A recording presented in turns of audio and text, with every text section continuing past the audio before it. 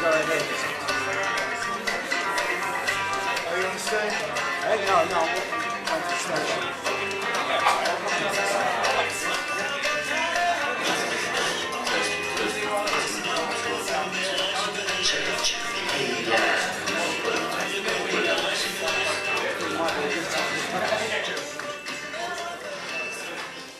Good evening everybody, it's your old pal Martin Anthony here. I've been away for a couple of months, but still living in London. I just spent a brief amount of time in South America visiting 4 countries and also one part of France where they don't speak Spanish. Guyana, Suriname, Brazil and French Guiana. Also hung out at Jim Morrison's grave in Paris for Christmas. And in the new year I've just been to Norway, up to Trondheim to see my favourite band Dream Theater for the 6th time. Now earlier this month I was sitting on my laptop on a day off work and thinking about this thing in my life. There are too many Madonna moments that have happened in my life. It's November 1993, Madonna Society is about to make her first ever tour of Australia. This woman has been recording music for 11 years, but is yet to play a concert on the largest island. The Sunday Telegraph gives every reader a free glossy poster of Madonna to commemorate her first Australian tour. My oldest brother puts it up on the wall in the living room. 30 minutes later, my religious mother tears it to shreds. Mum was telling us 3 boys Madonna is nothing but garbage and filth. This is one hardline Catholic's opinions against another Catholic.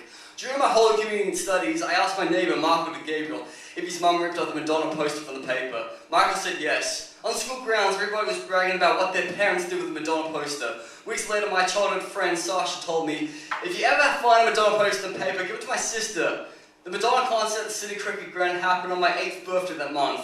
So every 19th of November, the Daily Telegraph would remind us all Madonna played at a gig during a thunderstorm. I did have my birthday party on that day, but I don't remember it raining. 12 years later, age 19, I bought 4 Madonna albums in one whole year. Madonna, Like a Virgin, Erotica, Confessions of a Dance Floor. I thought the first 2 albums were a bit rock pop, but the last one was dance bullshit. The 4 Madonna albums replaced all pathetic Elton John albums that my mother had influenced me to chuck out. If my mum bought me a Media Olivia, then I felt that Vinny's charity shop bins were the best place to dump this garbage. I did buy the Erotica album, and I'm guilty as charged to a perv while reading the PDF version of Madonna's sex book. I became a metalhead in October 2005. I bought Metallica's Black Album, and I started to walk the path of heavy metal. In November 2005, I told my co-workers I'd rather go to Madonna, Slipknot, or a Metallica concert than pay $80 to fall asleep at a boring Kate DeRouge concert. I come to realize that Australian Idol is a piece of shit show, and that singing competitions discriminate against metal.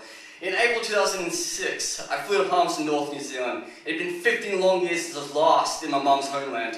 I hadn't seen most of my aunts, uncles, and cousins since 1990. I borrowed my best friend Stephen CD's Walkman. In my CD case, I had Metallica, Like a Virgin, and Madonna. On my 128 MP3 player, I had Metallica's Ride the Lightning and even the song Like a Prayer. As I start listening to Like a Prayer on the plane, I realized that the door slamming symbolizes how metal has always how the door slams in space. Metal had never got the respect, not even in the 80s. While staying at my Aunt Kelly's home, I watched classic albums where Iron Maiden spoke about creating their masterpiece album, The Number of the Beast, in 1982. This opened my eyes to British heavy metal, as I just discovered Black Sabbath after their reduction to the Rock and Roll Hall of Fame. It was a 3-hour drive from Palmerston North to Napier. In the car was my mum, my Aunt Kathy, my older brother, and I. My 63-year-old Aunt Kathy, if I wanted to play some music. I had her over the debut Madonna album. My auntie pressed play, and my mother shut the fuck up about a music preference.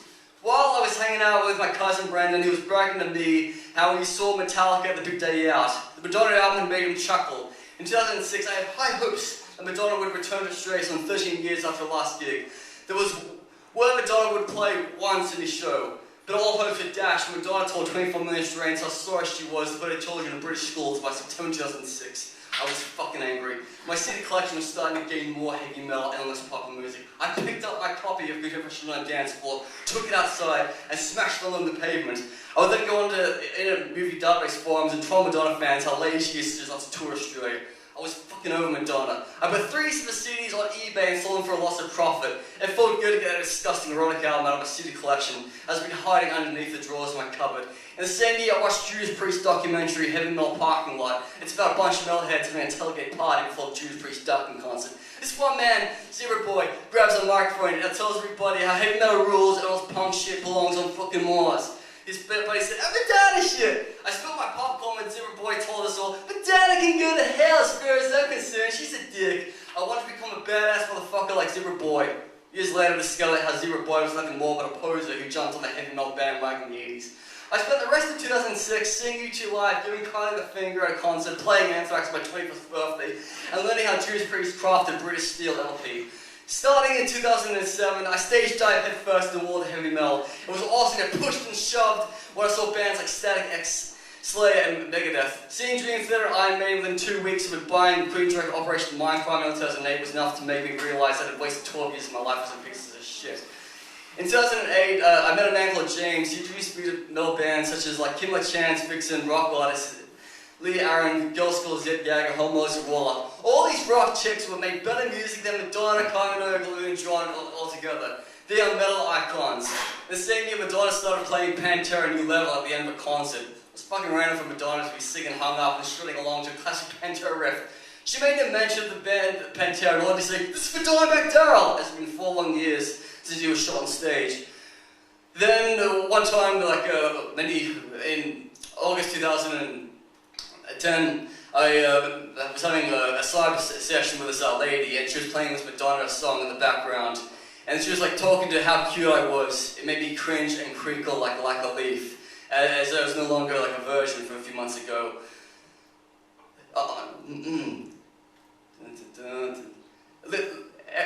Every time I browse the internet to check on Ashley, that camp session from August 2008 was fresh in my mind. I told my close friends, "That's the lady who made me cringe and crinkle like a leaf."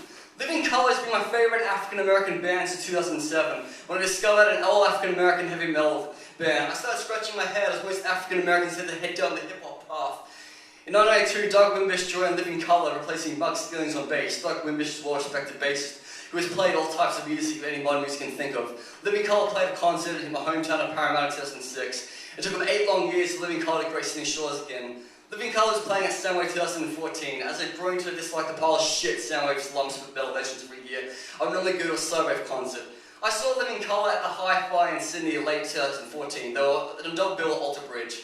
This was my chance to see these legends. I was hanging in the car park of Moore Park, and who would I see? Doug Wimbish was signing autographs. I shook hands with Doug. I told him how Living Colour has been an inspiring band to listen to since 2006. He was stoked that I'd been waiting so long to see Living Colour. I met the other 3 guys in Living Colour when I got home and discovered that Doug Wimbish had played bass on that same Erotica album that I owned in 2005. As I started playing Where Life Begins, I had a huge flashback to my private camp show with Ashley. I just couldn't believe it. Doug Wimbish bass licks were in the background music while I was having a beautiful cyber session with a 45-year-old lady called Ashley. I laughed my fucking ass off as I followed the floor. Every year when it's Doug Wimish's birthday, I love to remind people this guy once played on that dirty badass Madonna album.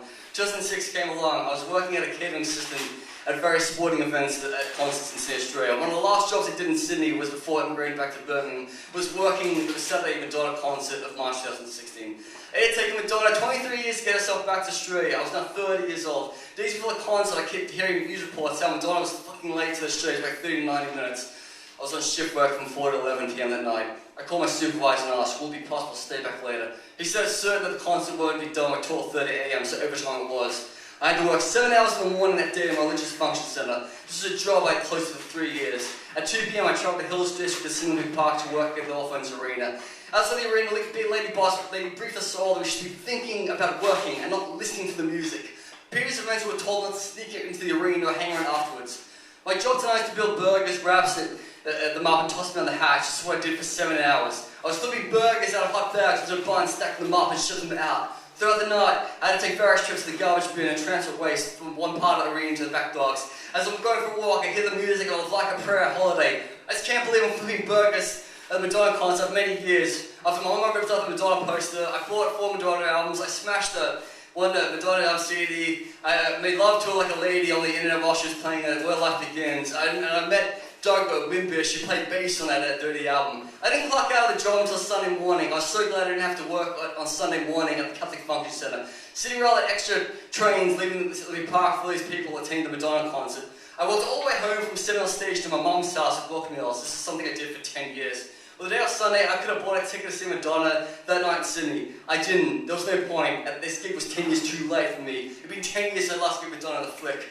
I always put on my CV that I flipped burgers at Madonna concert. One time in a group interview from catering position, Madonna's holiday was blowing over the radio. So I bragged about getting sold wine and Fleetwood Mac and burgers at Madonna. That's how I got my first job in England. 2020 came along. Madonna was playing the same venue I saw Styx in June 2009. It's also the final resting place to serve Bruce Forsyth, who my dad had the honor of seeing while he lived in London. Tickets to Madonna in this event was double the cost of the cheap Styx 6. My friend Koichi bought a ticket to one concert. It was rescheduled to clash with the Doji on the same night. Koichi spent big bucks to see Madonna, so he had to miss Doja. I saw an awesome band, only 6 pounds. It was a brilliant gig until my good friend Marissa from Marissa the Moss got a handbag nicked. There's a huge difference between Doja gig and Madonna gig. Doja gigs are full of rock music, but Madonna gigs just break the fucking bank.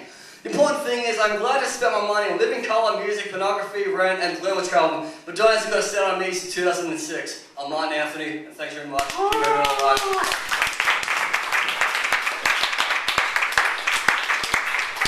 Thanks.